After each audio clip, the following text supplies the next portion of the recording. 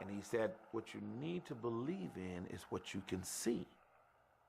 He said, if you see me as your friend, I'll be your friend. As you see me as your father, I'll be your father, for those of you that don't have a father. He said, if you see me as your savior, I'll be your savior. He said, even so, if you see me as your God, I'll be your God. Said I never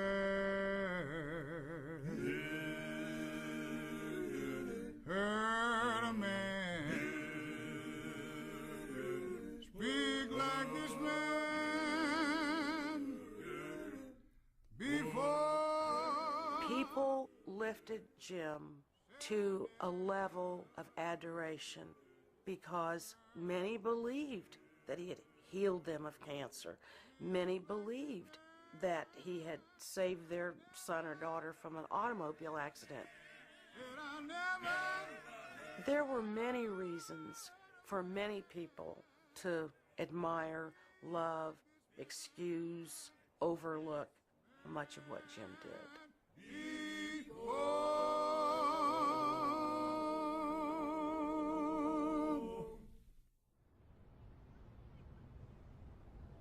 I had been in the temple for just a few months.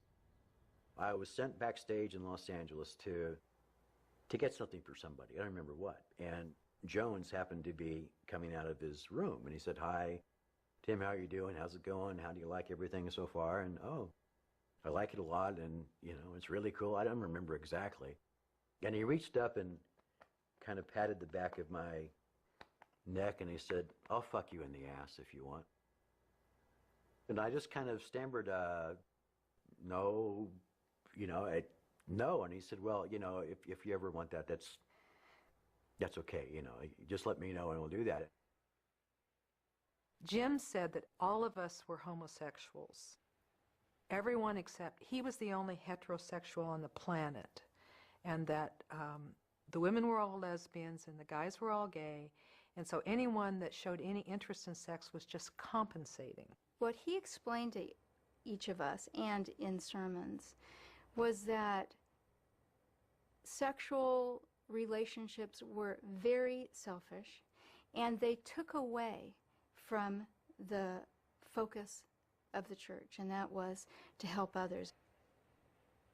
Jim was not celibate. Nobody knew that until perhaps it was their time to find out.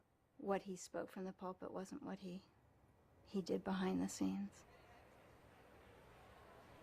I remember one night, one of the brothers had stood up and said, "You know, I think everybody that wants Father to screw him in the butt, you need to take an enema first."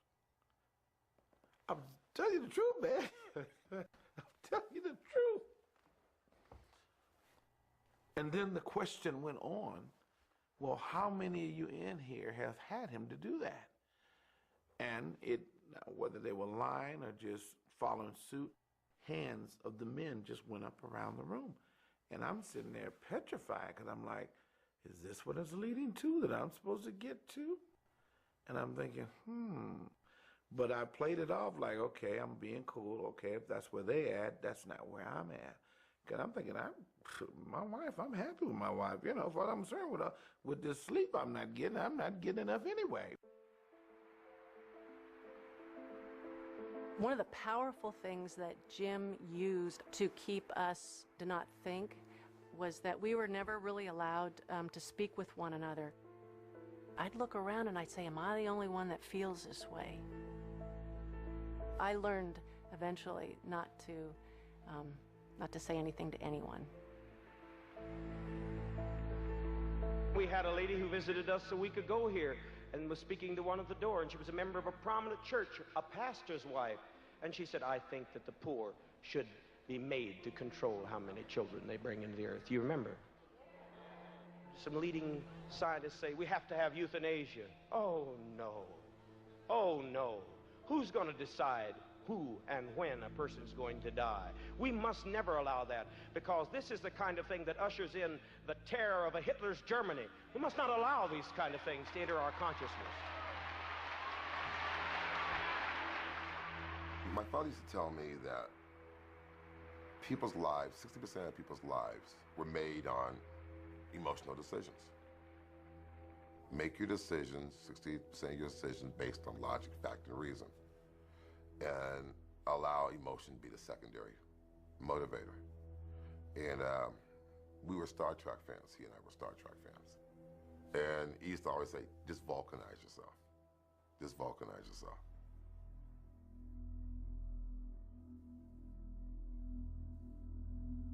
We were celebrating New Year's Eve. There were about 120 people. Jim started talking about our cause. And he said, this punch is going to be passed out to everybody here. We all drank our punch, and then, he said, you just drank poison. And we'll all die right here in the church together as one. The women were just screaming, oh no, my baby, my baby. And others just sat there. And all of a sudden, Jim says, that wasn't poison you drank. Jim said that this was a test of loyalty. He just wanted to see if we were truly committed to our cause, and that was how we would show it. Well, it wasn't about our loyalty, because we were demonstrating loyalty all the time. Coming there, being there in the meetings, sitting, listening, you know, supporting, working. And I thought it had a lot more to do with Jim's sense of rehearsal. Did he feel like he was potent and omnipotent enough to really get people to kill themselves when he said so? And that frightened the hell out of me.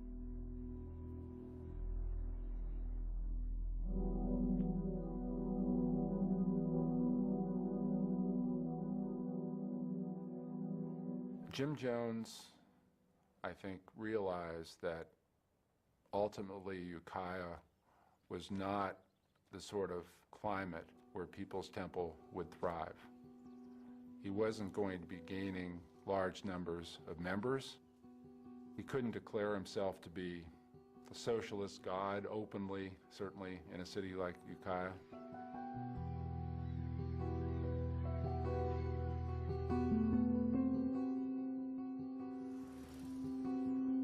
In San Francisco, Jones walked in on a sort of a wild kind of party where there was a lot of new faces and new sources of power.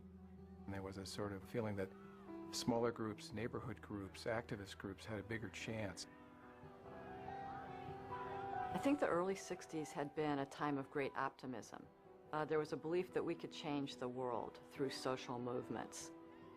With various assassinations, Malcolm X, Medgar Evers, Martin Luther King, Robert Kennedy, there was definitely a feeling of hopelessness. The message of People's Temple was, no, the dream is alive.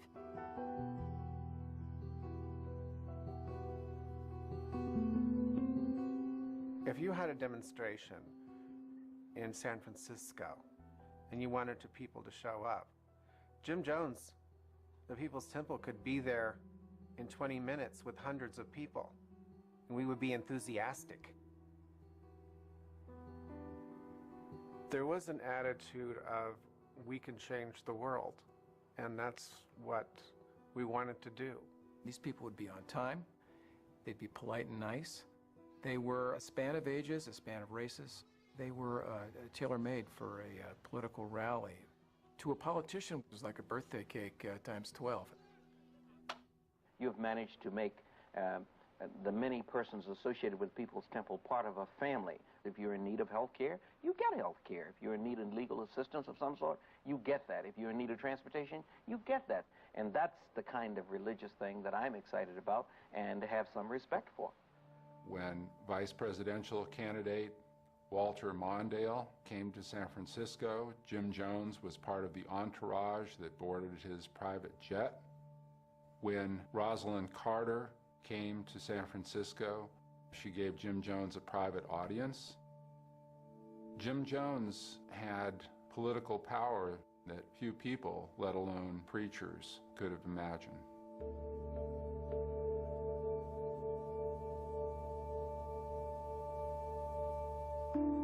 Jim Jones represented the People's Temple as a progressive movement that was threatened, that there were outside forces who didn't want us to do what we were doing, and it was the government. The government was infiltrating and wiretapping and trying to kill people or assassinate people. That's what was happening. He was always paranoid that someone was going to get in and try to kill him.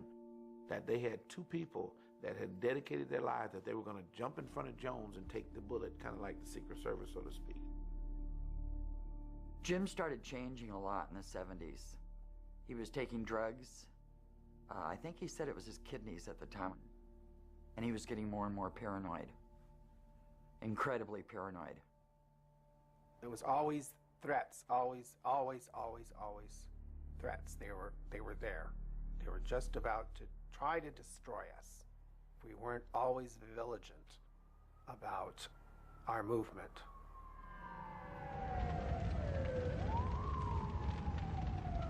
There was a fire in the San Francisco temple. The temple was burned down and had to be rebuilt. The fire proved they are out to get us. They so don't want us to do what we're doing. They've burned down the temple. They'll do anything to keep us from doing what we're doing, so we have to be even stronger. What about the fact that the Ku Klux Klan has increased 100 times in its membership? Where? Not Mississippi, I'm talking about New York State. It's the church's duty to have a police of protection for its people. December of '75, 90 of us went by plane into Guyana and saw where we were building the community there. See, they made progress on the road and leveled it, clearing it for 5 miles. Then you're seeing in the distance housing complexes that are being built. What I saw that creation as being was building a city where we could move and raise our children outside of the oppression and the racism of the United States of America. When I first went into Jonestown, it was just a footpath in the rainforest. We had Indians in front of us with machetes, and we had Indians behind us with machetes. 300 miles into the jungle, we literally built a city in the middle of the jungle, in the middle of nowhere. Hello, family. It's such a joy and great pleasure being here because of Father's love. We are trying to make, and we are making, a place of refuge for all of you here. There's nothing at all that I have any holdings there. I do not want to go back in any way, shape, or form to the States. I love it here, and this is the place where all of you are going to be. Pretty soon we were seeing film footage of the first crew that went down there. We all wanted to go. I wanted to go. It looked like freedom.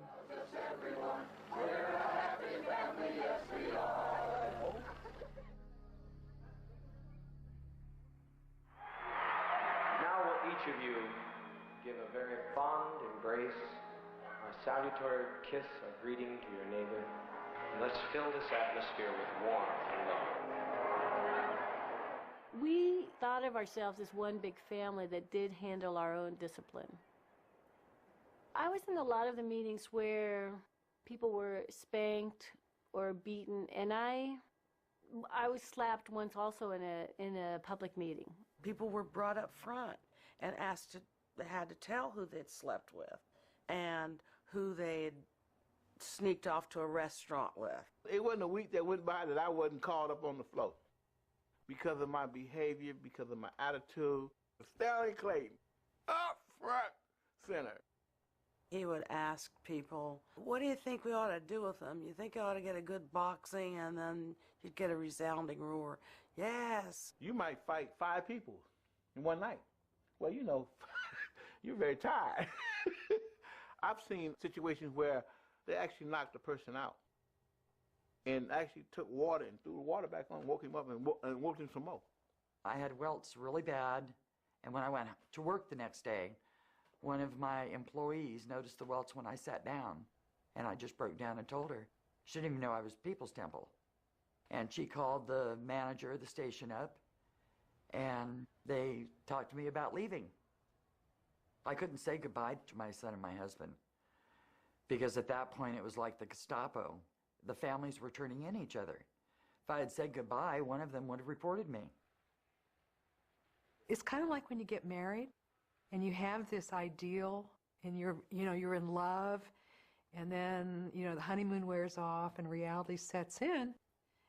And most people, once the going gets rough, don't jump out immediately. In one planning commission meeting, Jim was getting notes, kind of love notes, from one of the members on the planning commission.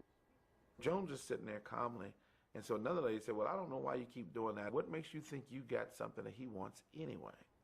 And so another woman says, well, you know what, you ought to just take off your clothes and show him what you got. You ain't got nothing.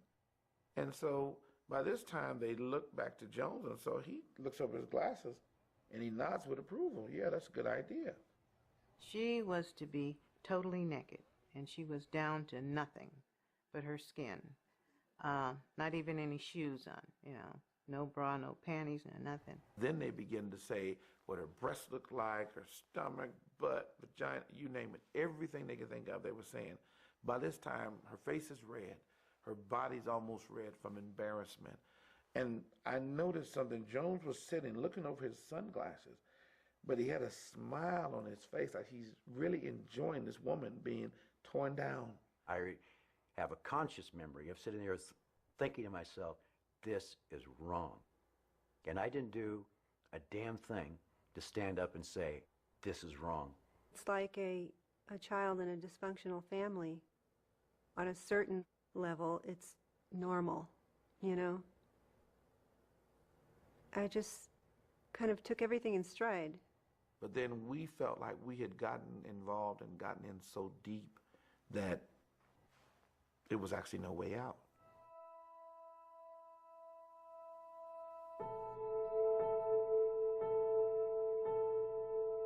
I traveled on bus 7, which was Jim's bus. And he sat down next to me. And I was sitting there and I thought, that's weird. It smells like alcohol next to me. And he leaned over and he said, do you know what you do to me? He had informed me that I was to come in, and on bus 7 there was a room in the back, which was like for just him. He had books, he had a desk, he had a bed. When everyone got off the bus at the rest stop, I went into his little room and I sat there and waited for him. And finally, he opened the door, and without any talk or anything, he just pulled down his pants and had sex with me. And as I lay there, frightened, not sure what to do, and as I shivered, he'd say to me, this is for you. I'm doing this for you, Debbie.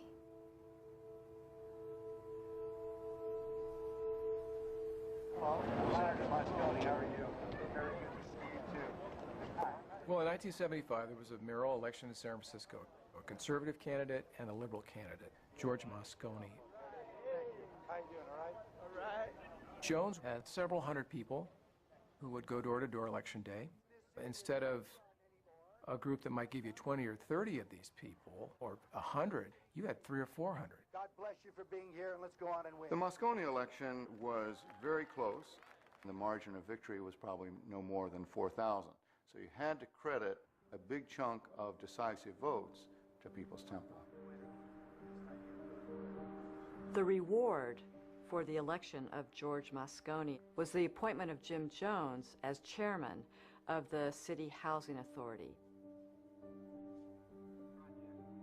What was once a really boring meeting all of a sudden became like really interesting when Jim Jones became the head of it, because we all came down on the buses and we were instructed that when Jim came in we stood, and when he left or spoke we'd stand and clap. The sheer staginess, the controlled atmosphere that sort of enclosed this guy made him so unusual, so different than the norm, that it made me very curious. My biggest problem was getting somebody to sort of talk to me about the church in kind of conversational terms. I had become friends with some of the various defectors, and one of the defectors told me that she was going to speak publicly about Jones. And I said to her, I said, well, if you're going to speak publicly, I'm going to speak with you. I'm not going to let you do this alone. I finally heard from some ex-members who heard I was interested in writing a story about the temple for New West magazine. And they took a chance. They called me, and some of them said, you know, you don't know nothing about the church. Wait till I tell you what I went through. Before the article was going to break, Jim convinced the publisher that she needed to read it to him. He was on one phone, and I was on taping the other end of it while somebody else listened on another one. Jim didn't understand that there was no way he could talk her down from whatever this article was going to say. And as she continues to read this article, he's looking around the room at about 5 of us, and you could tell that he's becoming more and more anxious, and you know, his mouth becomes drier and drier. And he realizes that this article is going to be hugely damning. And it was midway through it, he mouths to all of us in the room, "We're leaving tonight." They flew out to Guyana 6 hours before that article was going to hit.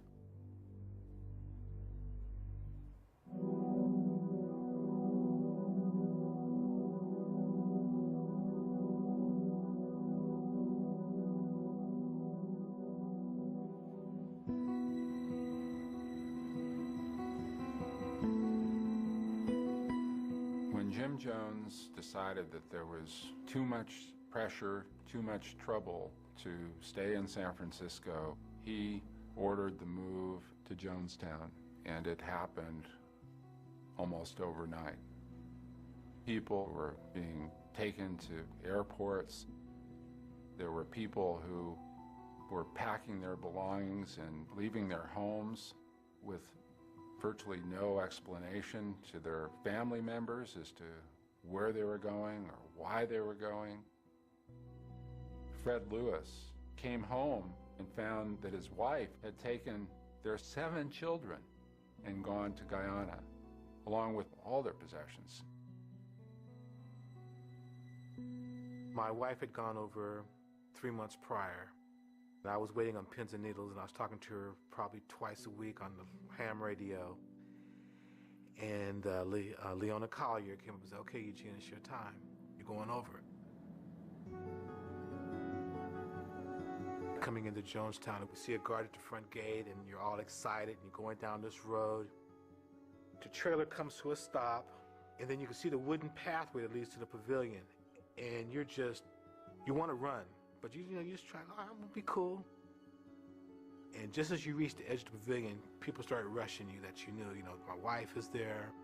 I haven't seen my mother in over a year or so, and I'm just hugging people, and it's like I've arrived, and everything's gonna be okay now.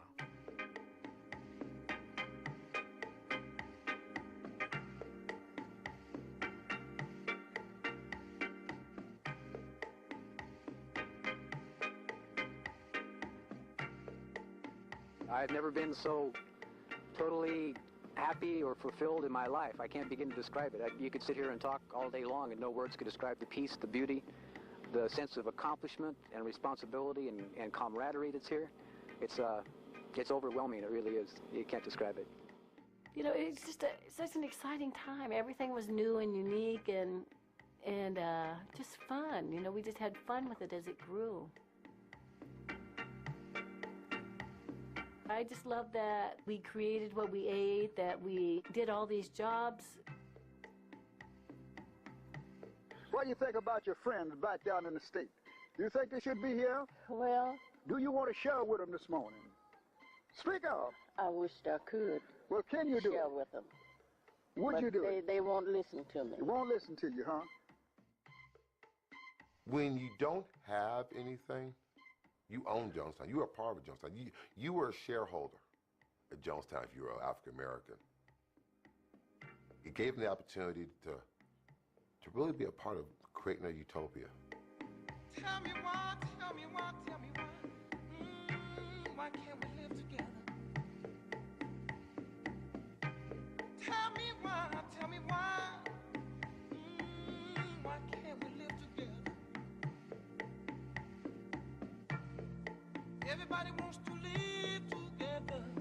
Why can't we live together?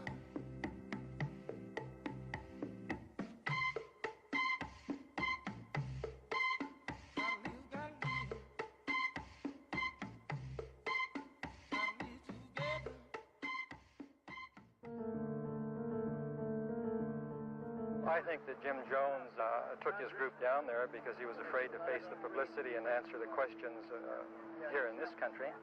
I don't think that he feels confident having people talk to their relatives. I think the only way he can survive and sustain what he started is to isolate all his followers from this country and from their families.